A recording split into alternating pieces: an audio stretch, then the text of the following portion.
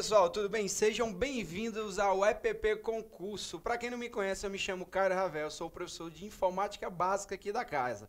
Tudo bem? Pessoal, eu tô aqui hoje para a gente resolver umas questões aqui de revisão da prova do concurso de Pacajus, da Prefeitura de Pacajus.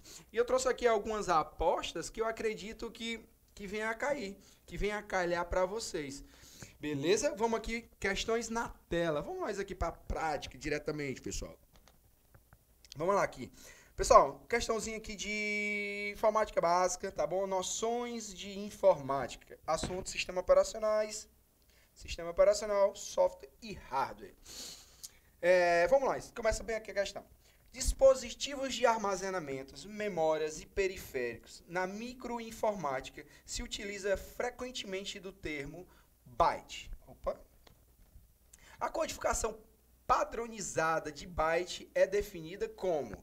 Pessoal, antes da gente resolver essa questão, é bom vocês lembrarem o seguinte.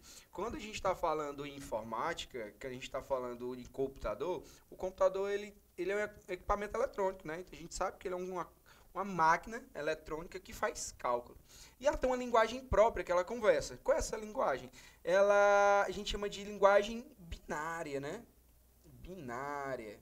Por quê? Porque o computador ele trabalha com energia. E essa linguagem, por ser binária, ela trabalha com dois tipos de código. Qual é? O número 1 e o número 0.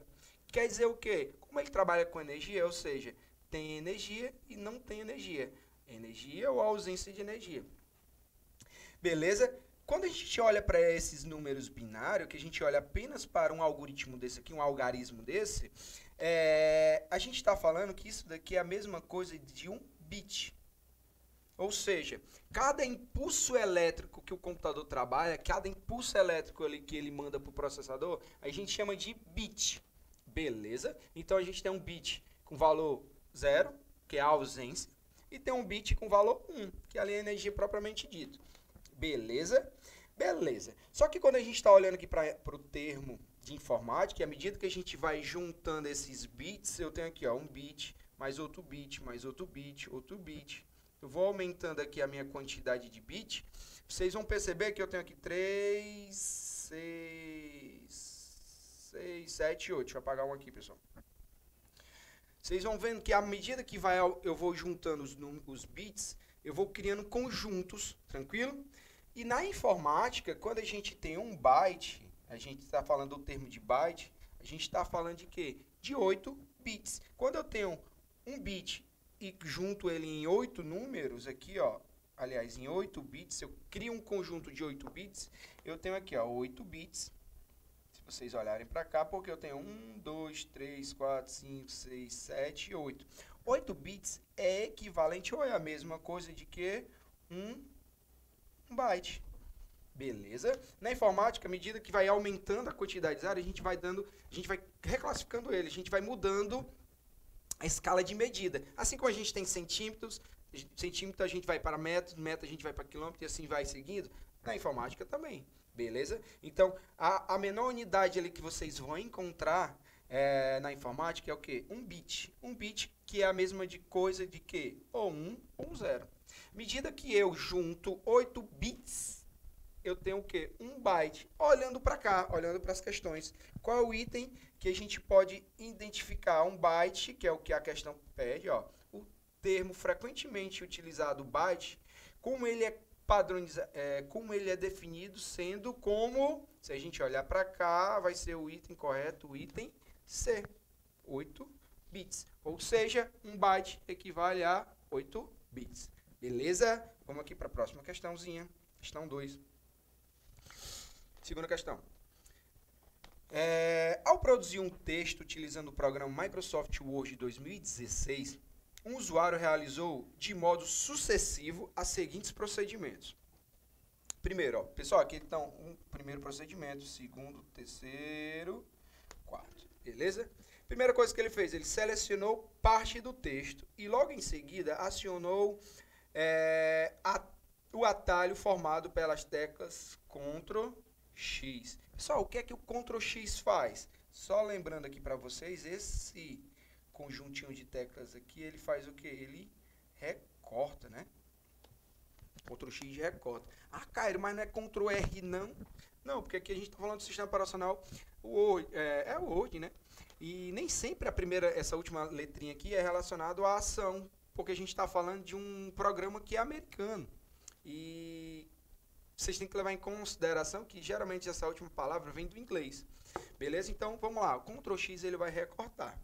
Primeira parte. Então, o que é que ele fez na primeira parte? Ele selecionou o texto, apertou o Ctrl X. O que é que acontece quando vocês apertam Ctrl X? Recorta. Então, aquele texto dá uma sumidinha, né? Quando ele some, ele vai para a área de transferência. Ponto. Mas, vamos aqui, próximo passo. Digitou algumas palavras. Então, ele selecionou, deu Ctrl X e digitou algumas coisas. Depois, ele acionou o atalho formado pelas teclas Ctrl V. Cara, o que é que o conjunto de teclas apertadas simultaneamente fazem quando eu aperto o Ctrl V? Pessoal, Ctrl V é o clássico, né? Ele cola. Então, se eu seguro o Ctrl e aperto o V, eu estou colando, né? O famigerado tecla, aquelas teclinhas que a gente usa, Ctrl C, Ctrl V. O Ctrl C ele copia e o Ctrl V ele cola. Nesse caso, ele não fez o Ctrl C e Ctrl V, ele fez o Ctrl X e depois ele apertou o Ctrl V. E o Ctrl V ele cola, né? Então, voltando, resumindo, recapitulando. Selecionou o texto, apertou o Ctrl X. Depois ele digitou algumas palavras. Depois ele apertou o Ctrl V, ou seja, aquele primeiro texto ele colou, né? Depois ele digitou algumas outras palavras. Beleza. Agora vamos aqui para a questão. Caso, a seguir, o usuário pretenda inserir novamente por meio do atalho formado pelo Ctrl V o texto selecionado no início do procedimento descrito, o que vai acontecer com o texto selecionado no começo? Ele vai o quê? Será exibido uma caixa de diálogo se ele apertar Ctrl V? Não, aqui a gente já sabe que não é. Ctrl V ele vai fazer o quê? Colar, né? Colar. O item B, aparecerá uma mensagem de erro? Mas por que vai aparecer essa mensagem de erro? Se antes não apareceu, por que é que agora vai aparecer? Então aqui eu não vou nem ler o item, já vou passar direto, né? Ó, aparecerá uma mensagem de erro, pois o Word 2016 não possibilita a execução reiterada de procedimento. Não, você pode apertar Ctrl C, Ctrl V, Ctrl V, Ctrl V, Ctrl V várias vezes. Ele está dizendo aqui que o Word ele não possibilita você fazer a mesma ação várias vezes seguida. Não é verdade. O item C. O texto selecionado no primeiro procedimento será inserido a partir do ponto em que o cursor estiver posicionado. Cara, o que é o cursor? É aquele pontozinho que fica piscando. Ele fica piscando e à medida que você vai digitando, vai aparecendo o texto e ele vai andando para frente. E está dizendo o quê? No item C. Ele está dizendo que se ele apertar o Ctrl V, o texto vai ser inserido aqui na frente. E é verdade, é o que vai acontecer. O item correto aqui é o item C, belezinha? Vamos aqui olhar o item D e o item E. O documento não sofrerá alteração, pois não há texto na área de transferência. Errado. Quando você dá o Ctrl X, automaticamente o texto vai para a área de transferência. E ele fica lá disponível. Sempre que eu quiser utilizar o texto, basta ir lá na transferência e vai ficar aqueles últimos salvos, né? E o item E, nada ocorrerá. Também é errado. Se eu apertar Ctrl V, vai aparecer o novo texto. Então, não é o item E. Vamos aqui para a terceira questão. O item correto aqui na segunda questão é a questão C. O item C. Vamos aqui para a terceira questão. Pessoal, terceira questãozinha. Vamos olhar aqui. Como a gente está falando de prova de prefeitura, eu acredito que 70% das provas de prefeitura, eles tendem a jogar o quê? Pacote Office e usabilidade de sistema operacional. Aquelas questõezinhas de o que é que o Word faz, o que é que o Excel faz. Eu acredito que para a prova de vocês vai cair bastante esse tipo de assunto. Teclinhas de atalho, que é o que a gente pode observar aqui, só olhando para os itens da questão 3. Que ele está querendo aqui, ó, itens de atalho, para a gente saber o que é que cada uma faz. Então, assim, a aposta que eu digo dê um carinho especial a esse tipo de questões. Questões do tipo que tem Ctrl-C, questões que tem atalhos, que tem assuntos do pacote Office. Beleza, pessoal? Vamos aqui para o item 3. Vamos aqui no editor de texto, hoje 2013, é possível adicionar comentários em um documento sem alterar o conteúdo real desse documento. Para inserir um comentário em um documento em edição, pode-se usar o comando... Pessoal, a questão está dizendo o seguinte, ó, eu tenho um documento aqui no Word, que tem o seu conteúdo, e alguém quer adicionar um comentário a um determinado ponto desse texto. beleza? Para quem não sabe, quando vocês estão fazendo documentos, geralmente são artigos relacionados a alguma área uns artigos científicos, sempre tem alguém para revisar esses textos. E essa pessoa que faz a revisão, às vezes ela coloca comentários sobre algumas observações do que foi escrito. E esse comentário nada tem a ver com o conteúdo que o primeiro usuário digitou, é apenas um comentário apontando para aquela linha, para aquele parágrafo, enfim. Então, assim, qual é a tecla que eu vou utilizar, aliás, o conjunto de teclas que eu vou utilizar para que eu possa colocar o comentário diretamente? Poderia ir utilizando lá as ferramentas? Poderia, só que a questão que é o quê? Qual é o atalho? Então vamos aqui, qual é o atalho que a gente consegue? Item A, Alt Ctrl T. Cara, é o Alt Ctrl T? Pessoal, não é Alt Ctrl T, porque o Alt Ctrl T, ele adiciona o quê? Ele adiciona uma marca comercial, né? Então ele marca comercial. Ele adiciona a marca comercial ao texto que você está trabalhando. Cara, é o Alt Ctrl N? Não, também não é. Se vocês segurar o Alt e apertar o Ctrl N, vocês vão estar adicionando. Não é que vocês vão estar adicionando, vocês vão mudar o modo de exibição ali do documento de vocês. Ele vai mudar o modo de exibição para quê? Para rascunho. Vou até colocar aqui, ó. Rascunho. Modo de exibição, tá bom? Modo de exibição. O tio está escrevendo um pouco que ruim. Vamos lá. O item C. Alt Ctrl C. Pessoal, também não é esse conjunto de teclas. Porque se eu segurar o Alt e apertar o Ctrl e o C, eu estou adicionando ali um símbolo de copyright. Tá bom? Então, eu vou botar aqui copy. Eu vou me atrever a digitar, escrever write. Se não me engano, é copyright, é assim. Beleza? E o último item que sobrou foi o quê? Alt Ctrl A. Esse sim, pessoal, é o conjunto de teclas que a gente utiliza para colocar um comentário. Então, o item correto é o item D. Belezinha? Vamos aqui para a quarta questão. Quarta questão. Noções de informática, assunto hardware, dispositivo de armazenamento, memória, periféricos. Vou descer aqui um pouquinho. Esse tipo de memória, olhando para aqui, ó, periféricos. Esse tipo de memória que permite apenas leitura. Opa, a gente tem que lembrar quais são as memórias que só permitem a leitura, né? Esse tipo de memória que só permite leitura.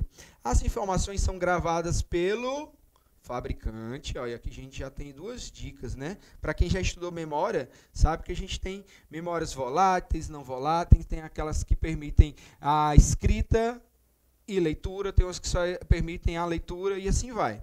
Esse aqui só permite a leitura. Nesse caso aqui, as informações são gravadas por quem? Pelo fabricante, uma vez, e não é possível alterar as informações ou apagá-la. Ou seja, eu tenho essas palavrinhas aqui que eu estou marcando como possibilidade para a gente já responder. Fabricante, uma única vez, e não é possível alterar as informações ou apagá-las. Somente é possível acessá-la, que quer dizer que é apenas de leitura. Outra característica importante é que esse tipo de memória não é volátil. Opa! A memória em questão conhecida como... Galera, ele descreveu aqui a característica de um tipo dessas memórias e a gente tem que só apontar qual é. Beleza? Vamos aqui, eu vou alternando aqui. O item A está correto? Não, não está. Por quê? Porque aqui a memória RAM é a memória de quê? Primeiro, ela é volátil. Ela é volátil. A questão está dizendo que ela não é volátil. Segunda, ela é de escrita e leitura. Ou entrada e saída. Beleza? Escrita e leitura. Vamos aqui para a memória flash. Memória flash, para quem não sabe, a gente tem, por exemplo, o pendrive da gente tem uma memória flash. Ela também, aqui já não é volátil. Ela já não é volátil, beleza?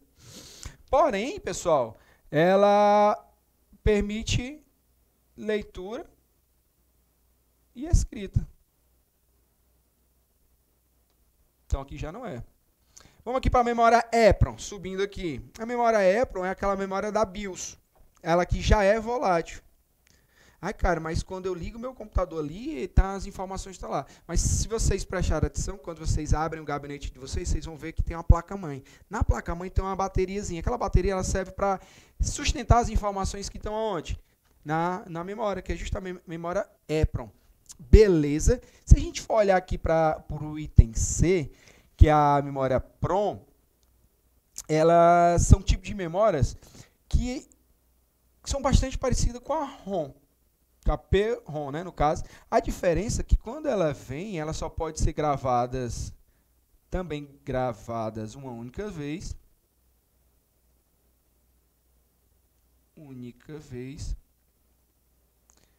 Só que ela, quando a gente pega uma memória desse tipo, ela vem limpa. Eu tenho que utilizar um equipamento especial para ir lá e gravá-la. Beleza? Ela é muito parecida com a ROM. A diferença é que essa daqui eu posso gravar com equipamento especial. Já a ROM não. A ROM ela não é volátil, que aqui a gente já está olhando aqui, ó. Cadê? Ela não é volátil e ela é apenas para leitura, tá bom? E esse tipo de memória, ela é gravada diretamente pelo fabricante. São chips que tem dentro do computador que o fabricante ele vai lá e registra as informações e vocês não podem modificar. Belezinha, pessoal? O item correto aqui vai ser o item B. Beleza? Vamos para a próxima questão aqui. Nós estamos na questão 5. FUVEST, noção de informática, editor de texto. Vamos lá. Observe a figura a seguir. Ela apresenta parte de um texto extraído do Microsoft Word 2010. A gente tem aqui um texto. Dentro desse texto eu tenho aqui uma caixinha, né? E dentro dessa caixinha tem uma palavrinha, né? Tem uma frase ali, Polícia Civil de São Paulo. E vocês podem perceber que como é que a gente tem que olhar para essa figura e ver o que é que a questão vai pedir. O documento contém uma caixa de texto com a frase Polícia Civil de São Paulo, que foi posicionada utilizando a opção, aí a gente tem que olhar para o item e dizer qual foi a posição, da ferramenta. Essa opção altera a forma como o texto será disposto ao redor do objeto selecionado e pode ser encontrada no grupo Organizar, na guia de ferramentas de desenho e formatar, que aparece quando a caixa de texto é selecionada. Se selecionar a caixinha de texto, vai aparecer nessas guias. Assinale a alternativa que preenche correta respectivamente as lacunas. Pessoal, a gente tem que olhar para cá e saber como foi que foi posicionado essa imagem aqui, essa caixinha de texto. Pessoal, ela aqui, se a gente prestar atenção, ela tem um texto atrás, né? Vocês estão vendo que tem um texto. E a caixinha, ela está por onde? Ela está em frente, né? Ela está por cima. Ela está por cima do texto. Ou ela está por cima, a gente já vai olhar aqui para os nossos itens. Existe o item com o nome por cima. Vamos lá. O item A alinhado com o texto. Essa caixinha está alinhada com o texto? Não, não está. Ela está sobre o texto, não é isso? O item B, ele está alinhado com o texto? Também não é. O item C, está em frente ao texto. Opa, a palavrinha aqui já encaixa mais ou menos com o que eu estou visualizando, né? O item D, superior e inferior. Não tem como o cara dar, né? Não está nem superior nem inferior. E o item E, em frente ao texto. Opa, eu já tenho aqui. Eu estou dizendo para vocês que essa caixinha de texto está por cima do texto. Eu posso trocar por cima pela essa frase em frente ao texto? Pode. Então, eu já sei que o item C e E é mais ou menos o que eu quero. Agora, eu já elimino esse e elimino esse. Então, está entre o C e o E. Aí, olhando para cá. Da ferramenta, qual é desses dois aqui que vai encaixar aqui? Pessoal, eu vou diretamente para cá. Ó, quebra de texto automático. A opção que está selecionada aqui é quebra de texto automático. Até porque essa opção aqui não faz parte dessas configurações aqui. Beleza? Então, o item correto aqui é o item C. Belezinha? Basta vocês depois abrirem o Word de vocês, digitarem um texto, inserir uma caixinha de texto e colocar do mesmo jeito que está aqui. Vocês vão lá na guia Organizar, vocês vão lá na guia Formatar, depois na ferramenta Desenho e no grupo Organizar, que vocês conseguem deixar do jeito que está aqui. Belezinha? Vamos aqui para a próxima questão. Item, questão 6, não é isso? Olhando para cá, eu tenho aqui... vamos lá. Começa aqui. Tanto em uma internet como numa intranet, quando digitamos o endereço de um recurso disponível na rede, como um site, estamos tecnicamente nos referindo a... Pessoal, quando a gente quer entrar no site, a gente vai lá num local, lá no campo, na barra de endereço. O que é que a gente está digitando? A gente está digitando o endereço do site, beleza. Mas aquele nomezinho específico, a gente nomeia ele de quê? A gente nomeia de TPC? TCP, aliás? Não, TCP é um protocolo. A gente nomeia de HTTP? Também não, que é um protocolo. A gente nomeia de o nome daquele endereço é RFC? Também não. O nome daquele endereço a gente chama de URL. A URL nada mais é do que www, o nome do site, .com, aqui seria o domínio, né? Então, o item correto aqui é o item C, beleza? URL. Vamos para frente. 7ª questão. Olhando para cá. Os browsers, questãozinha de sistema também, né? Os browsers, os navegadores browser, começando bem aqui, pessoal. Os navegadores browser da internet usam botões com ícones para disponibilizar operações que são frequentemente utilizadas pelos usuários. Um desses botões típicos dos navegadores está associado ao ícone de forma de um X, beleza? O que acontece quando esse botão é selecionado? Pessoal, existem os navegadores e nesses navegadores tem um botãozinho que é no formato de um X, ele é assim, ó. O que é que acontece quando eu utilizo esse botão? Lembrando que eu também tenho esse botão, ó, que é o de atualizar. Eu tenho esse botão de para trás, que é de voltar. O que é que esse botão aqui com o X vocês acham que faz? Se um é voltar, o outro é atualizar, o que é que está faltando aqui assim numa ação? Se eu volto, eu atualizo, eu tenho que parar, né? Então, já vou diretamente aqui olhando já para as minhas questões. O conteúdo da janela do navegador é recarregado? Não, não é recarregado. Por quê? Porque a gente sabe que o que vai recarregar o conteúdo é esse itemzinho aqui, não é isso? Então, vamos aqui para frente. B, a conexão com o servidor de e-mail é interrompida? A conexão com o servidor de e-mail é interrompida. Tem nada a ver, a gente está entrando num site aqui, o servidor de e-mail nada tem a ver com o meu navegador. O item C, o carregamento do conteúdo da página da página corrente é interrompido? Sim. Se eu estou carregando uma página e eu aperto nesse botãozinho aqui que tem o símbolo de um X, ele vai fazer o quê? Para. Quando a gente está andando na estrada que a gente vê uma placa com um Xzinho, é para parar também? Na verdade tem um X, né? Tem um nome pare, né?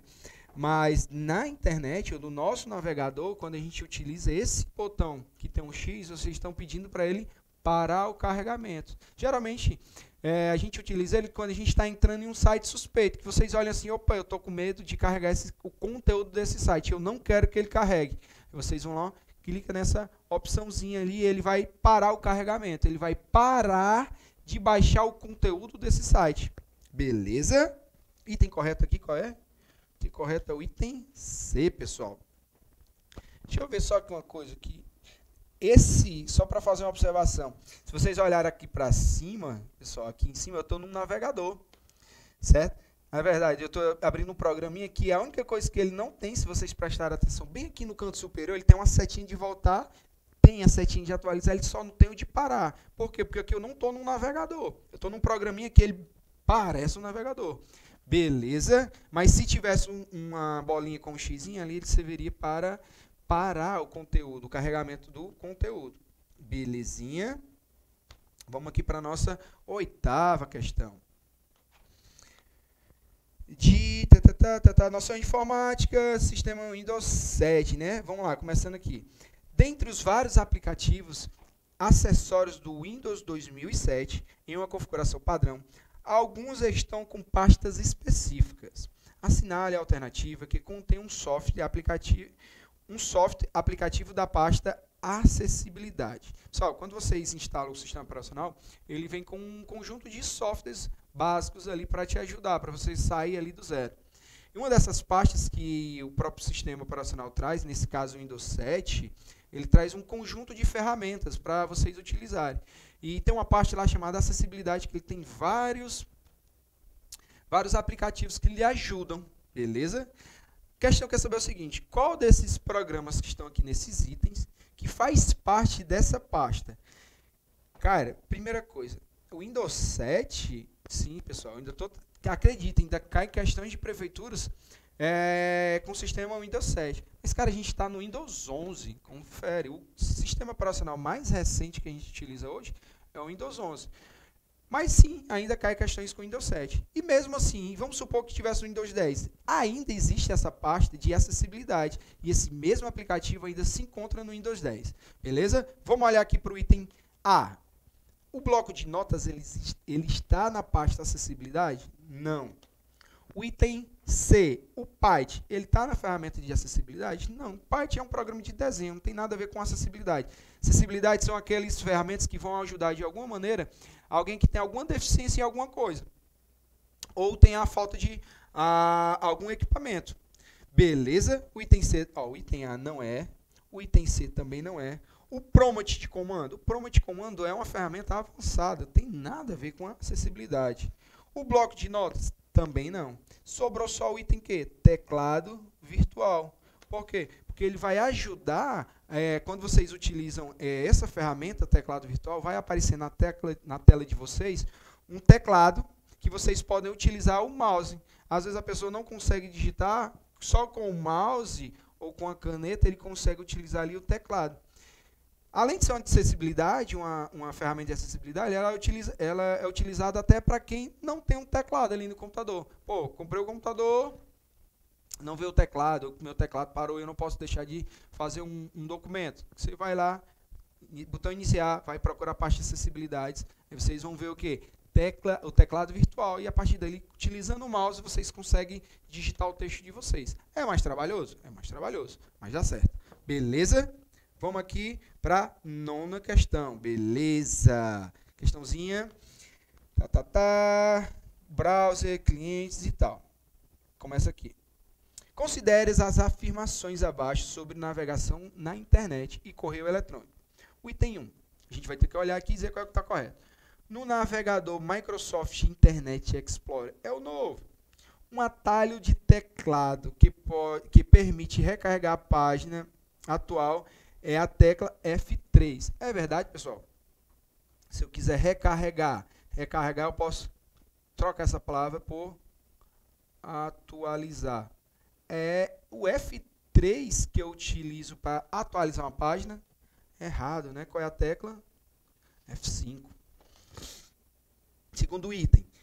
O Webmail é um aplicativo para leitura e envio de mensagens de correios offline, isto é, quando não tem internet. É errado, né, pessoal? O Webmail é o site que vocês acessam para vocês terem acesso à caixa de correios de vocês, tá bom? Esse item aqui também está errado, não é o Webmail, tá bom? Vamos aqui para a terceira questão. Terceiro item. Para toda mensagem de correio eletrônico que desejamos enviar, devemos preencher obrigatoriamente pelo menos os campos para e assunto. O campo de é preenchido automaticamente. Não, vocês têm que colocar, não é preenchido automaticamente, vocês têm que dizer de quem é que está saindo. Então, para quem vai, para quem vocês estão enviando, o assunto que vocês querem colocar. O assunto, sim, se vocês não colocarem nada, ele vai ser preenchido automaticamente. Agora, o campo de, vocês têm que ir lá preencher. Nesse caso aqui também está errado. E na quarta questão, quarto item, perdão, numa URL que começa com http tá ok. Estamos instruindo o navegador a acessar um site usando o mecanismo de segurança que protege a troca de informação. Galera, aqui vocês têm que prestar atenção que aqui é um protocolo HTTP, beleza. Só que, se vocês olharem para esse item, ele tem bem aqui um S. Esse S aqui, ele quer dizer de segurança. Esse item aqui esse S é de segurança, ou seja, vocês estão acessando um site que é seguro, porque ele sim tem criptografia ali, beleza? Então, nesse caso, relendo o quarto item, numa URL que começa com https, estamos instruindo o navegador a acessar um site usando um mecanismo de segurança que protege a troca de informação. Certíssimo, pessoal. Item correto aqui é o item 4. Se a gente for olhar para as questões, o 1 e o 2 está errado, o 2 e o 3 está errado, o item 3 também está errado, né, que é o item C. O item D, o 2 e o 4 também está errado. Já o item E, o item 4, ou seja, apenas o item 4 está correto. E o item correto aqui é o item E. Tranquilinho. Vamos para frente, que atrás vem gente. Vamos aqui para a nossa última questão. Confere. Observe a barra de tarefas do Microsoft Windows 7 na configuração padrão. Aí aqui eu tenho um botão de iniciar, eu tenho aqui o Microsoft Edge, aqui eu tenho o Outlook, né? Aqui tem um explorador de arquivo, aqui eu tenho quem? O Windows Media Player, aqui eu tenho o Chrome, não é isso? E aqui eu tenho um aberto, se vocês prestarem atenção bem aqui, ó, está aberto, o aplicativo do Word. Beleza? Vamos agora para a questão. Assinale a alternativa que contém somente aqueles aplicativos fixados na barra de tarefa e que não estão em uso no momento. Vamos nós aqui só corrigir aqui o negócio, pessoal. Beleza, vamos lá. Assinale a alternativa que contém somente aqueles aplicativos fixados na área de trabalho. Deixa eu apagar aqui para a gente poder visualizar melhor. Deixa eu apagar aqui, rapidinho. Que eles estão fixados na barra de tarefa e que não estão em uso no momento. Cara, quem são os que estão em uso? Em uso, eu sei que esse aqui está em uso, porque vocês podem perceber que eu tenho mais de um aberto. O que eu consigo saber porque ele está selecionado, ele está mais fortinho aqui, né? Esse daqui também está em uso. Beleza? Quais são os que estão fixados? Esse daqui, pessoal, se vocês prestarem atenção, ele também está um pouquinho levantado. Quais são os que estão fixados e que não estão em uso? Pessoal, olhando para cá, para essa imagem, eu já consigo identificar para vocês que esse daqui não está em uso e esse daqui também não está em uso. E esse aqui também não. Só o que foram fixados, que não faz parte ali da barra de tarefa e que foi automaticamente, que não nasce automático com ele, que foi inserido para ele ficar fixo, que você clica para ele ficar fixo ali, foi quem? O Internet Explorer e o Google Chrome. Beleza? Esse daqui não, ele já vem junto, não precisa clicar nele, bota ele para fixar. Olhando para cá, quais são os itens que apontam para o Internet Explorer e o Chrome? Pessoal, de cara aqui eu já tenho o item A, né? Então, esse daqui está em uso, e esse daqui, esse aqui já está em uso, ele já elimina essa questão. O Windows Explorer está em uso, já elimina. Esse daqui também está. O Word também está em uso, já elimina essa questão. O Outlook e o Word estão em uso, também já elimina. Nesse caso aqui, ele só quer aqueles que estão em desuso. Está fixado, esse daqui não está em uso, esse daqui também não e esse daqui também não. Porém, os outros itens, sempre tem um que está em uso.